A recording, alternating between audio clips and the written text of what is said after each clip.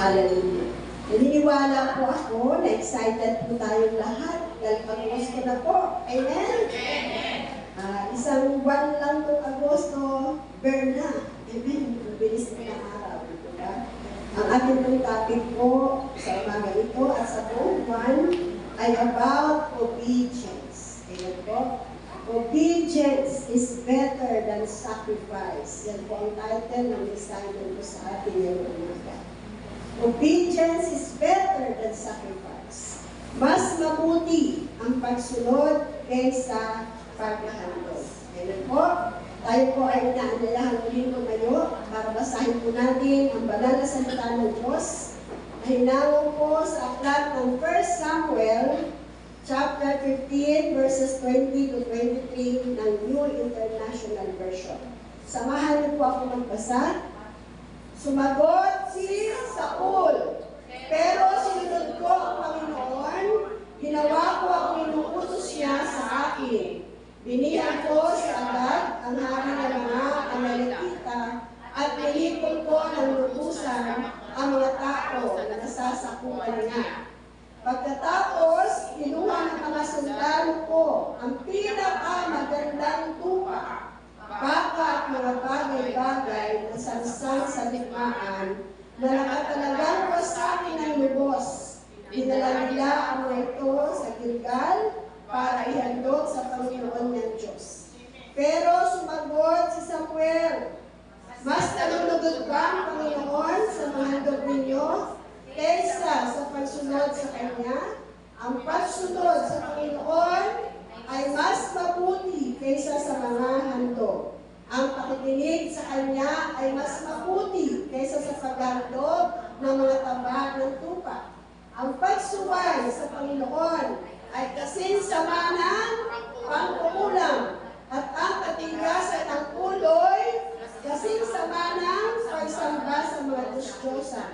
Dahil sa pagsuway mo sa salita ng Panginoon, inayawad ka niya bilang mana. Tayo pipumikit at sumalangin. Heavenly Father, we give you praise, we give you glory, we give you honor. Salamat po sa iyong banal na salita na aming pagsasaluhan. Holy Spirit, inaanyalahan namin na ikaw ay mangusap individually sa bawat isa sa amin. Narito po ang aming mga puso, inaalay po namin sa iyo. Gawin mo itong matabang lupa, upang ang lahat ng aming maririnig, maunawaan namin, mamunga, at higit sa lahat, i-apply namin, Ama, sa aming pang-araw-araw na buhay. Pagpalain niyo po ang inyong lingkod, ang lahat ng lalabas sa aking labi, bigyan mo po, Ama, ng kapangyarihan sa pangalan ni Jesus at sa banal na Espiritu. Ito po ang aming samot dalangin, in Jesus' name. Amen. Palakpakan po natin ang Diyos. Malakas, palakpak po natin. Amen. Ang unang Samuel, chapter 15, verses 20 to 23, ang ating verse ay tinuturuan tayo na ang tunay na pagsunod sa Diyos ay mas mahalaga sa anumang handog o sakripisyo. Amen po. Pinapakita rin ang kahalagahan ng pakikinig at pagsunod sa tinig ng Diyos at mayroong pagpaparusa sa bunga ng pagsuway sa Kanya. Amen po. Yung binasa po nating verse, maliwanag po doon na mas mahalaga ang pagsunod kaysa sa anumang handog o sakripisyo. Amen po. Kaya ang title po ng ating mensahe, mas mahalaga ang obedience kaysa sa pagsasakripisyo o paghahandog. Pakinggan po natin mabuti ang ibig sabihin ng obedience. Obedience is giving to God what He actually asked for. Yan po obedience. Binibigay natin o sinusunod kung ano hinihingi ng kalooban ng Diyos na gawin natin. Amen? We follow God's instruction. Kung ano yung instruction ni Lord, yun ang sinusunod natin. Kung ano kalooban ng Diyos, yun ang nilalakaran natin. Amen po. Yun yung obedience kay Lord. Ano naman po ang ibig sabihin ng sacrifice? Sacrifice is giving to God what we want to give. Yun po ang sacrifice o paghandog o pagsasakripisyo. Tayo ang nasusunod. Amen. Binibigay natin kung ano yung gusto natin ibigay sa Diyos.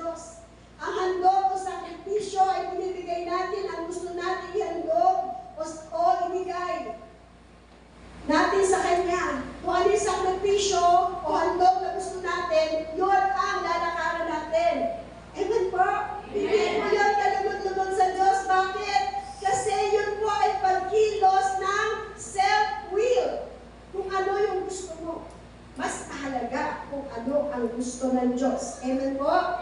Alam niyo po ba yung self-will natin? Pwedeng hinentulad o i-compare sa pagiging stubborn, matigas ang ulo, rebellion, pagrebelde, at pride, pagmamalaki. Hinentulad na lang po natin sa ating mga anak. Amen po? Sinasabihan natin ang mga anak natin kung anong dapat. Amen po? Mag-aral mabuti. Mga anak, andyan ba tayo? Pero pag ang ginagawa ng mga anak, hindi nag-aaral mabuti, nagbubunak-bol, nagka-cutting classes, sinusunod ng mga anak yung gusto ng kanyang sarili. Amen. Amen po. Tama? Bilang magulang, nasasaktan tayo, di ba? Ang tigas naman ang ulo ng aking anak. Amen po. Nagbabalaki pa yung mga anak. Kaya-kaya ko yung exam. Mag-aaral na lang ako pag-exam na bukas. Pagbagsak, repeater, si nanay, mag-tuition fee uli at si tatay. Tama po ba? Kaya ang Diyos, tinuturuan tayo. Sumunod tayo. Kung ano ang nais niya, sumunod tayo kung ano ang kalooban niya. Palakpakan po natin ang Diyos. Tingnan po natin kung paano ang nangyari kay King Saul. Ang utos ng Diyos kay Saul, salakayin ang mga Amalekita. Pag sinalakay, lipulin ng lubusan ang lahat ng naroon. Walang ititira. Lubos na lilipulin. Patayin silang lahat, pati ang mga alagang hayop. Ngunit anong ginawa ni Saul at ng kanyang mga kasamahan? Si Agag, yung kanilang hari, ay hindi pinatay. Inalipin. At ang pinakamainam na tupa at baka ay hindi rin nilipol. At yun ay hindi na mapapakinabangan ang nilipol ng lubusan. Ano ang katwiran ni Saul? Ang mainam at matatabang hayop ay ihahandog nila sa Diyos. Kung iisipin, walang masama, di po ba? Ihahandog naman yung matataba, yung mainam, ihahandog sa Diyos. Patayin lahat, pero hindi pinatay yung hari. Inalipin lang. Pero ang gusto ng Diyos, yung hindi human ideas. God does not accept human ideas. God does not accept partial obedience. Di po ba mga anak, sasabihin ng nanay, magwalis ka. O nagwawalis naman yung po anak, pero hindi minawalisan yung ilalim ng sopa, yung ilalim ng kama. Tama po ba? Amen po. Nakikita po natin yung partial obedience. Pinagmamalaki ka na ni King Saul. Pinili po namin yung matataba. Gusto po namin ihandog sa Diyos. Pero ang Diyos, ang nais niya, full obedience. 100% obedience, hindi partial obedience. Mga nanay, magulang, tatay, taas kamay. Gusto po ba natin ang mga anak natin full obedience sa atin? Amen. Palakpakan po natin ang Diyos. Ang mga anak naman ang magtataas ng kamay. Mga anak, taas kamay. Gusto niyo ba full obedient kayo kay mama at papa? Di ba mas mahina ang amen? Masarap po kasi mag-banding ng mga kaibigan. Alam niyo po, kung ang magulang nagnanais ng mabuti sa anak, higit ang Diyos nagnanais ng mabuti para sa ating lahat. Palakpakan po natin ang Panginoon. Maniwanag po lang ang pagsunod sa Diyos kung ano ang kalooban niya. Kaya pag tayo po may didesisyonan, tayo po ay may sasabihin, tayo ay may iisipin at gagawin, lagi natin itatanong sa Diyos, ito po ang gusto ko, ito rin po ba ang gusto ninyo para sa akin? Amen po ba? Amen. Dahil pag hindi yan ang kalooban ng Diyos, magsasuffer po tayo. Because God's thoughts and God's ways are higher than our thoughts and our ways. Pagpakamin natin ang Panginoon. Dako po tayo sa mga story sa Bible na nagpakita ng pagsunod. Number 1, Jesus Christ, the ultimate model of obedience. Tama po ba? Amen. Sa iyong pinakatalagang matindi ang nakita natin ang pagsunod sa Diyos. The ultimate model of obedience ang ating Panginoong Jesus. He submitted to God the Father's will, even to the point of death in the cross, to provide salvation for humanity. Sinabit niya ang buhay niya sa Diyos, kahit siya'y mamatay, para maligtas ang sangkatauhan. Imagine kung hindi sumunod si Jesus Christ. Hindi tayo maliligtas. Amen? Walang eternal life. Amen? Dahil ang kaparusahan ng kasalanan ay kamatayan. Because of Jesus Christ, obedient to Father, to our Father in heaven, niligtas na po tayo sa dagat-dagatan na po. Sabi po sa Philippus 2:8 ng NIV, at sa pagiging tao niya, nagpakumbaba siya at naging masunurin sa Diyos hanggang sa kamatayan, maging sa kamatayan sa krus. Amen. Alam niyo po, si Jesus lang ang kayang gumawa niya. At ang Diyos ang maging ulang, ang kayang hindi ipagkait ang kanyang anak para sa atin. Kaya hindi po biro ang kapalit ng ating kaligtasan. Amen po ba? Hindi po biro buhay ng Panginoong Jesus para pumaligtas ang sangkatauhan. Second po, sino kilala si Noah? Noah building the ark is another powerful Bible example of total obedience.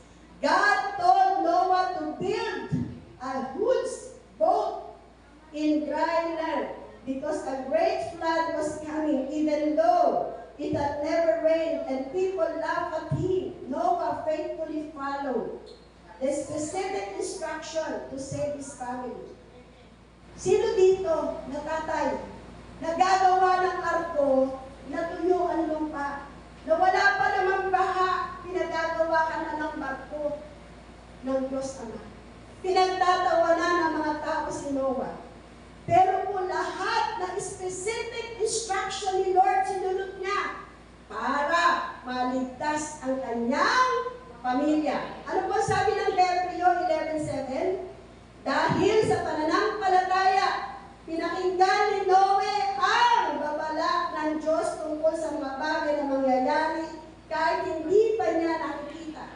Kaya gumawa siya ng isang barko para maligtas niya ang kanyang sarili at ang kanyang pamilya, at sa pananampalataya niya, hinatulan ang mga tao sa mundo, pero pinuri siyang patuwid ng Diyos. Alam niyo po ang problema talaga sa pagsunod natin. Hindi tayo naniniwala basta-basta. Amen po? Amen? Di po ba ganyan na nangyayari yung mga nakatira sa mga malapit sa dagat? Merong darating na baha, may darating na bagyo, lumikas na kayo. Tama po ba? Hindi naniniwala ang tao. Hanggang sa maaaral na yung mga bahay. Alam niyo kung ano nangyari kay Noah? Nung dumating ang baha, ang kanyang pamilya nasa loob na ng arko ng barko. Nagsabi pa ang Diyos, magpasok ka ng mga halaman na babae at lalaki. Mga hayop, na couple. Ano ibig sabihin nun? Para magparami, di ba? Ang buong pamilya ni Noah naligtas. Nakikita po natin ang nangyayari kapag masunurin.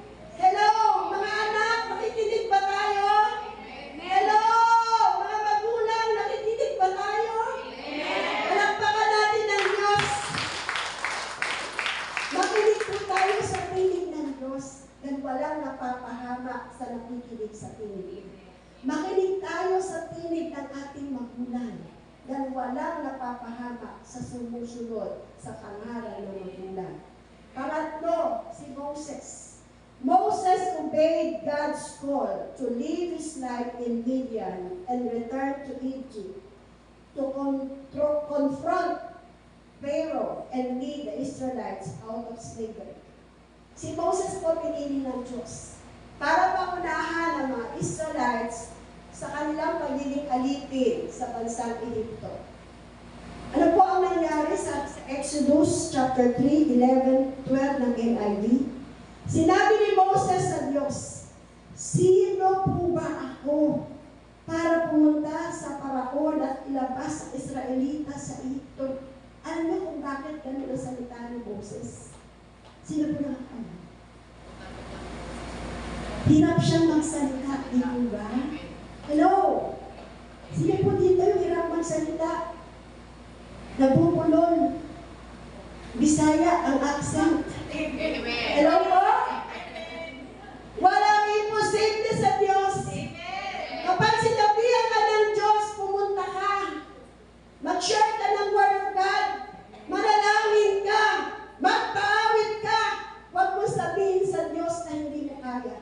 Dalang sabi ng verse 12, sinabi ng Diyos, sasamahan kita. Pwede po ba natin sabihin na sabay-sabay? Sasamahan kita. Amen. Sasamahan tayo ng Diyos. At ito ang tanda na ako ang nagpadala sa iyo. Kapag nailabas mo na ang mga Israelita sa Ehipto, sasambahin ninyo ako sa bundok na ito. Amen po. Sino po dito ang gustong maging Moses? Amen. Sino po ang gustong maging Moses? Amen. Kalapakan po natin yung Diyos. Magpagamit po tayo para yung mga tao nasa kadiliman makaranas ng kaliwanagan sa piling ng ating Panginoon Jesus. Amen po? Yun po yung tatlong halimbawa na masunurin. Punta naman po tayo sa halimbawa sa Biblia ng matitigas ang ulo. Meron din pala sa Bible na matigas ang ulo. Ibig sabihin, meron din matigas ang ulo dito ngayon? No. Meron din matigas ang ulo dito ngayon? Sa online? Minsan po, matigas ang ulo namin. Kaya kailangan natin ang salita ng Diyos. Sabi po, si Adam and Eve, si Adan at si Eva. Sa Genesis 3, sabi doon, God told them not to eat the fruit from the tree of the knowledge of good and evil. Sinabi ng Diyos, huwag yung kakainin. Yung bunga ng punong kahoy na magbibigay ng kaalaman sa inyo sa tama at mali, hindi man sana sa walang sinabi sa Bible na mansanas. Bunga ng punong kahoy na magbibigay ng kaalaman kung ano ang tama at mali, sabi ng Diyos, magkainin. A serpent tricked Eve and she ate the fruit that then gave some to Adam. Sino po ang tinrick ng ahas? Si Eva. Taas kamay mga Eva. Lagi mga babae, di po ba, ang nadideceive. Mga babae ang mga na-i-skip. Mga babae, kailangan laging bukas ang tenga sa pakikinig sa Diyos. Bago magdesisyon, manalangin. Bago ibigay ang salapi, manalangin. Amen? Maraming scammer ngayon. Amen? Huwag basta ibigay ang pinaghirapan ng pamilya, ng ama, ng lahat ng naghahanap buhay para ibigay sa mga taong nag-o-offer ng malaki ang balik. Amen po? Masyahan po tayo sa biyaya at pagpapala ng Diyos. Palakpakan po natin ang Panginoon. Because of this, they had to leave the Garden of Eden and face hard work, pain, and death. Dahil sa ginawang pagsuway, ang nangyari, kailangan umalis sila sa Garden of Eden at harapin nila ang hirap sa pagtatrabaho. Tatay, kaya kayo ang nahirapan sa pagtatrabaho dahil sa kasalanan ni Adan na sumunod kay Eva. Pain, mga nanay, bakit tayo mahirap magluwal ng baby? Yan ang naging pangyayari. Pain, hard work, and death. Diyan po nagsimula ng kaparusahan na kasalanan ay kamatayan. So, Eva at Adan, yan po ating mga ninuno. Diyan nagsimula kung bakit nagkaroon ng pagkakasala, nagkaroon ng sin sa gitna ng Diyos at ng tao. Ang kasalanan ang nagpahiwalay. Amen po.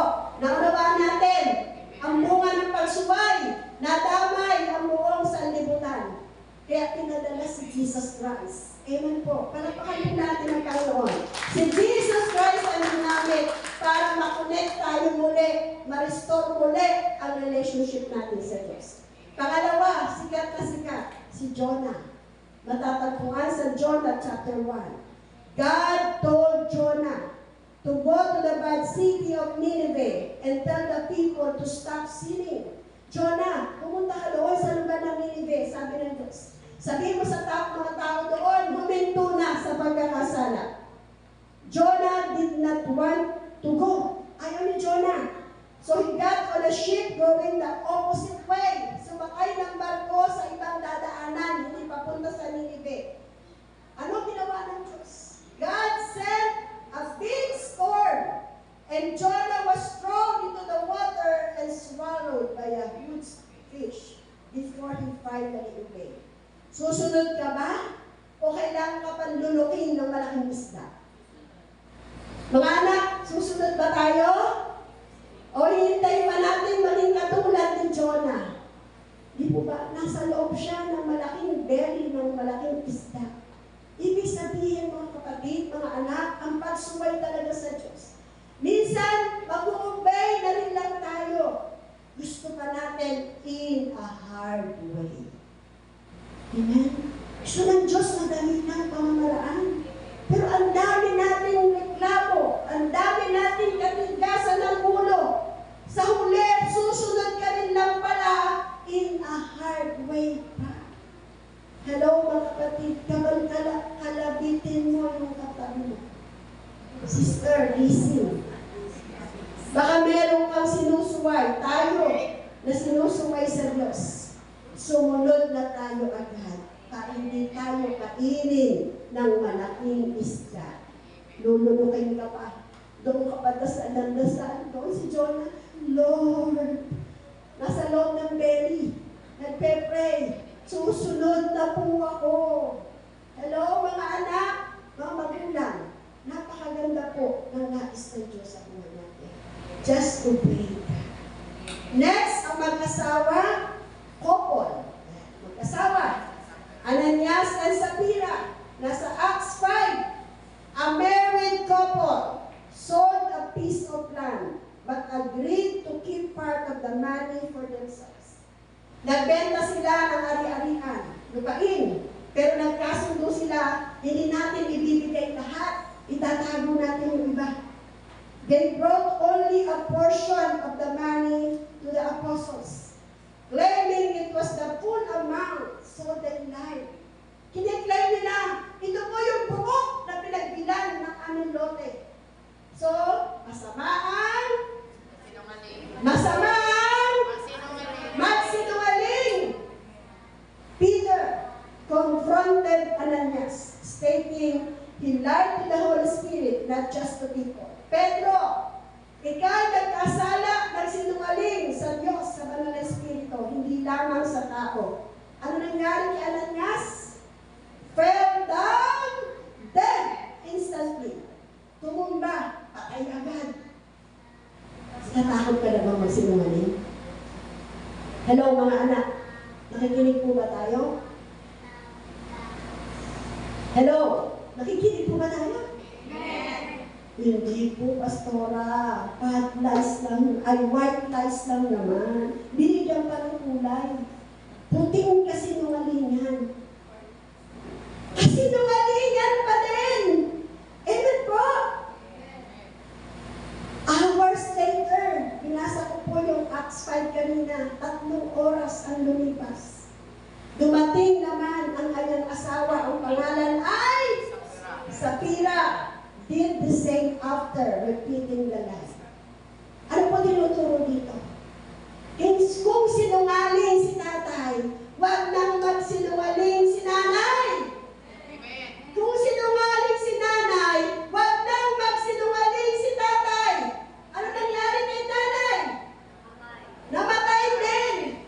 Mga anak, kung sinungaling ang daddy at mommy, mga anak, wag magsinungaling. Kasi masama yung pagsisinungaling. Sabi kanila,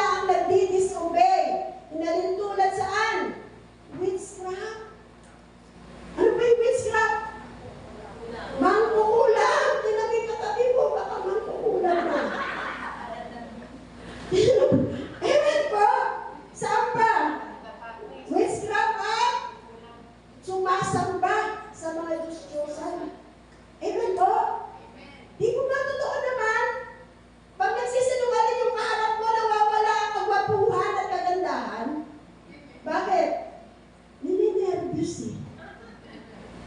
Di po ba? Ang nagsisinungaling, pag inulit-ulit mo yung tanong, nagkakabuhol-buhol. Hello? Nagka-agree ba kayo dito?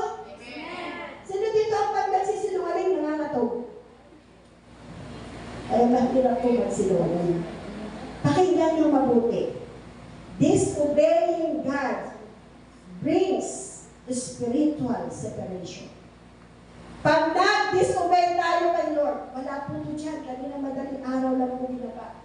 Pag nag-disobey tayo kay Lord, magkakaroon ng paghihiwalay ang relasyon natin sa Diyos. Spiritual separation. Mawawala din ang divine guidance ni Lord. Hello? Mawawalay tayo sa paggabay, banal na gabay ng Diyos pag nag-disobey tayo. Physically, ano mangyayari pag nag-disobey tayo? Magkakaroon tayo ng physical hardship dahil nai-stress, merong regrets. Sayang, sana sumunod na lang ako. Diba? Hello, nakikinig po ba tayo? Heart and heart, tumitigas yung puso kapag hindi sumusunod sa Diyos. Nawawala na rin ang pag-asa kapag hindi sumusunod sa Diyos. Lalo't mga anak ng Diyos, hindi makatulog kapag may pagsuway. Amen? Namimiss yung pagpapala ng Diyos. Dapat pinagpala na wala pa ang pagpapala dahil sa pagsuway. Amen? Ang dahil pala, ano pa? Walang kapayapaan. Walang kagalakan. Amen? Alam niyo po si Pastora, meron akong kasalanan sa ama ng aking mga anak at sa Diyos. Yung mga anak namin noon pag umuwi ng late, dahil mapapalo, sinasalubong ko sa pinto. Di ba lagi po ako naka-duster? Tinatago ko sila sa loob ng duster ko. Para hindi sila mapalo. Huwag niyo akong gagayahin. Hello? Di lumaki sila ang mabait. Di mo ba? Kasi tinatago ko po sa damit ko para makapasok ng bahay pag ginagabi. Ang kasalanan, ang mali sa harapan ng Diyos, palaging mali. Ang tama sa harapan ng Diyos, palaging tama. So pag nag-disobey, spiritually, masiseparate kayo. Ang connection natin sa Diyos mapuputol. Physically, mahihirapan tayo, dahil na tayo stress na, wala nang pag-asa, may regrets tayong nararamdaman, di po ba? Tapos po, yung kapayapaan natin, yung kagalakan natin, nawawala. Namimiss po natin yung blessing ni Lord. Higit sa lahat, ang namimiss natin yung maturity ng ating pananampalataya at yung wisdom na dapat nararanasan natin sa Diyos. Amen po? Amen. Sino magsasabing totoo to? Amen. Mga nanay, kapag nagtago tayo ng pera sa ating asawa, nakakatulog ba kayo ng mapayapa? Mga nanay, pagdiningan tayo ng mga mister natin, saan mo dinala yung inintrega kong pera sa'yo? Pag hindi nagsabi ng totoong nanay, ano mangyayari? Away, walang kapayapaan. Tatay, ganun din. Kapag hindi inintrega ng tatay ang buong sweldo, ano nangyayari? Pag tinawag ng misis, nangangatog. Kasi alam na may kasalanan. Ganun din ang mga anak. Taas kami ulit ng mga anak. Mga anak, di ba pag may nagagawa tayo hindi maganda? Halos ayaw nyo na umuwi ng bahay. May kasabwat ka pa ang kapatid. Tulog na ba si mami? Tulog na ba si daddy? Uuwi ako pag tulog na sila. Di ba ang hirap-hirap mag-disobey? Ang hirap-hirap hindi sumunod, lalo sa Diyos. Dapat andyan na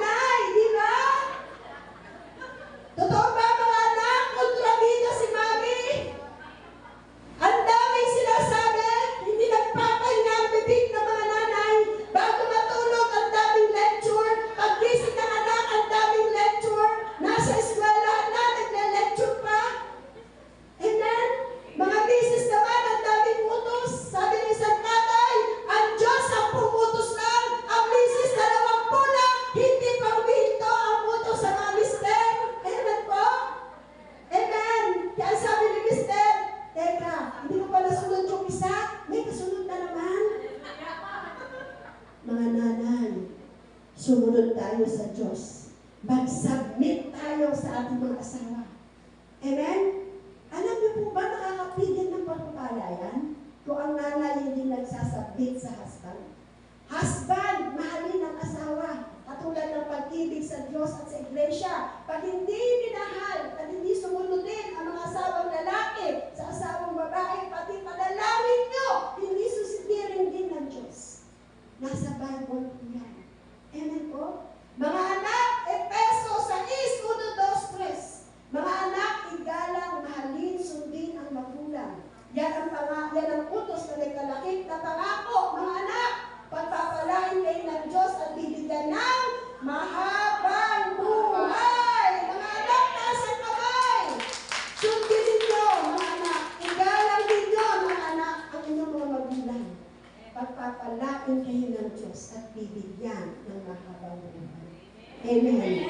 Sino dito yung mga magulang na ginawa yan sa kanyang magulang? Amen. Nag-alaga tayo ng magulang. Amen. Bless tayo ni Lord ng long life and prosperity. Hallelujah. Hallelujah. Sige po, conclusion na po tayo. Dahil meron po tayo mamayang groupings. Every first Sunday of the month, nanay, youth, mag-groupings po tayo. Sabi po, ang tunay na pagpapala ay hindi nagmumula sa pisikal na ugnayan, kundi sa tapat na pagsunod sa mga utos ng Diyos na makapangyarihan sa lahat. Pisikal na ugnayan. Pagpapala ng Diyos, hindi natin makukuha yan sa talino, sa sipag, sa galing, sa maraming strategies na alam natin. Ang pagpapala ng Diyos ay makukuha natin sa pagsunod sa utos ng Diyos na makapangyarihan sa lahat.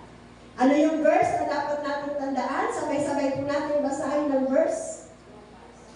Lucas 11:28.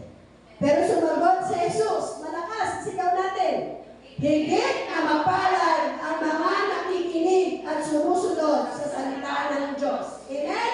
Ulitin natin one more. Higit na mapalad ang mga nakikinig at sumusunod sa salita ng Diyos. Ang nagsalita po niyan, si Jesus Christ.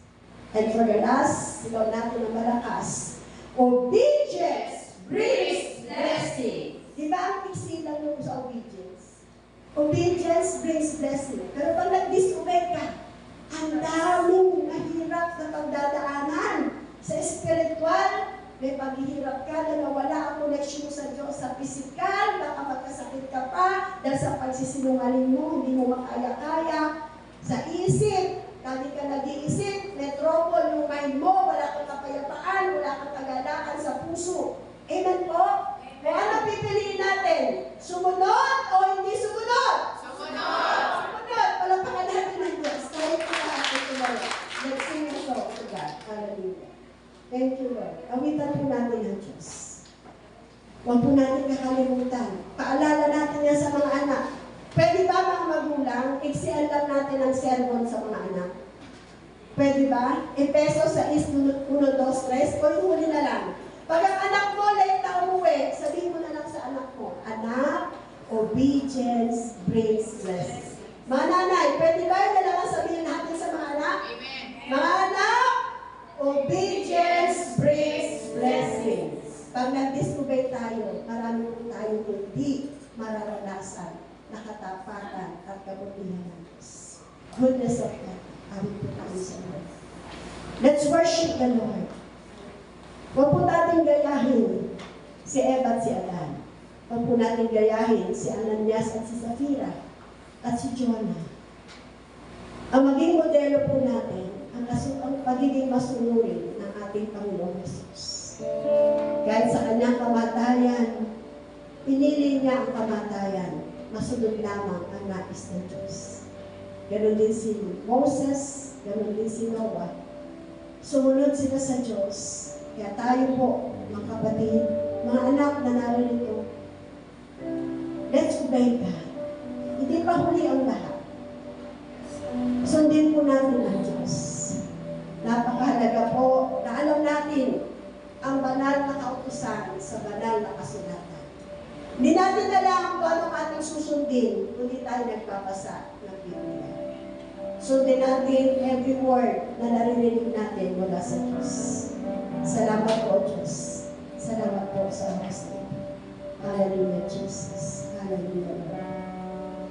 Hallelujah. Yes, Lord. I love you, Lord. I love you, Jesus. For your mercy never fails. Let's worship the Lord. Hallelujah. All I Let's worship the living God.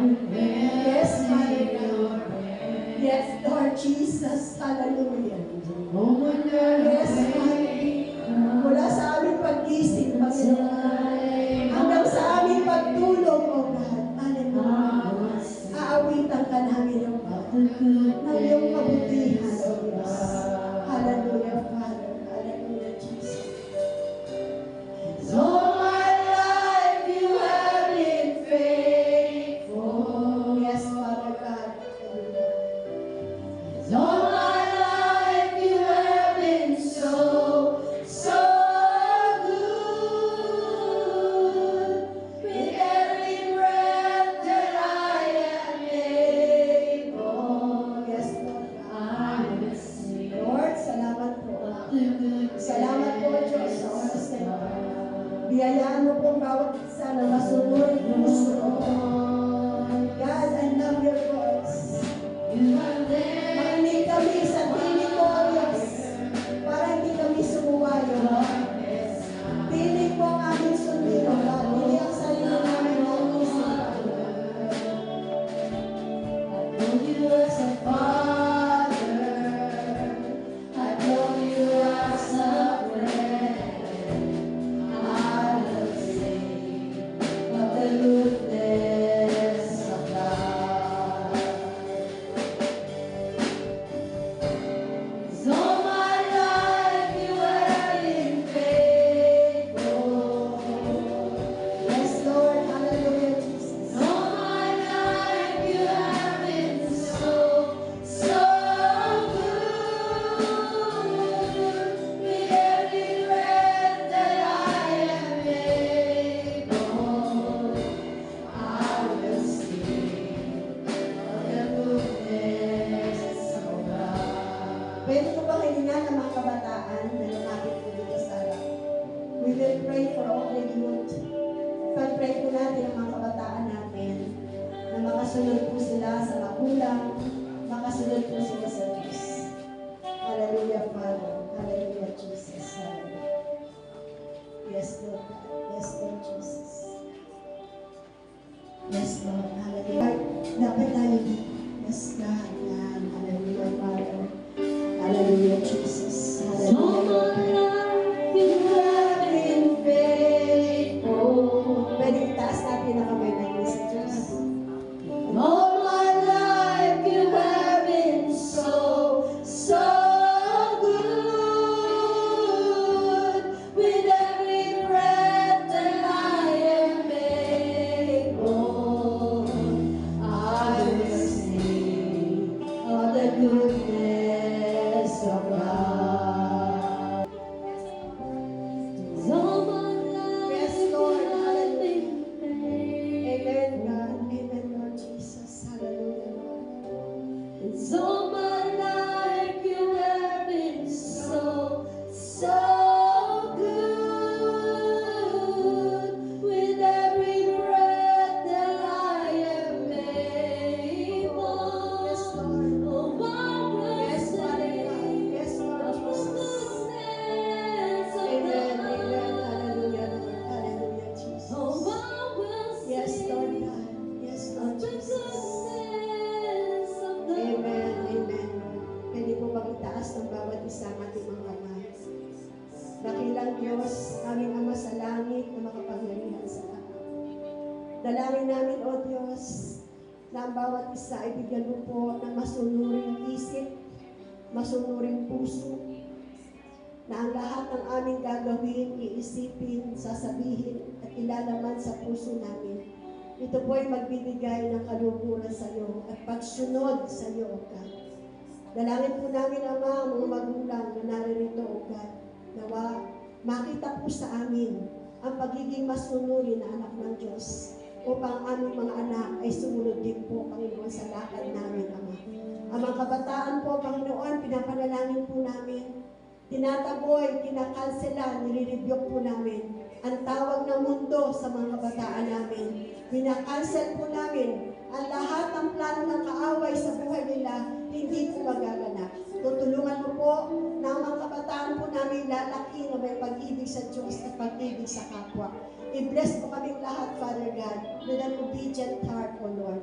Father, kung nakikita mo po ang katigasan ng ulo namin, kung nakikita mo po ang katigasan ng puso namin, right now, Father God, in the mighty name of Jesus, bless us, Father, with a new heart, O God. Bagong puso ang ibigay mo sa amin, God. Puso na nagnanais sumunod sa iyong kalooban. Pusong nagnanais, Panginoon, ang malakaran ang layunin mo, Ama, sa aming buhay. Salamat po, O Diyos. Salamat, lagi kang nandyan para sa amin. I-bless mo kaming patuloy, Ama, hanggang sa pagbabalik ng aming Panginoong Jesus. Madatnan mo kaming tapat, Ama, hanggang wakas. This is our prayer in Jesus' name. Everybody says, Amen and Amen. Palakpakan po natin.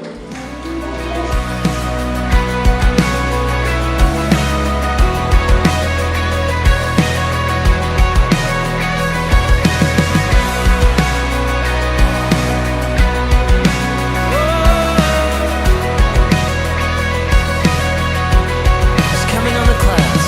He's coming on the clouds. Kings and kingdoms will bow down.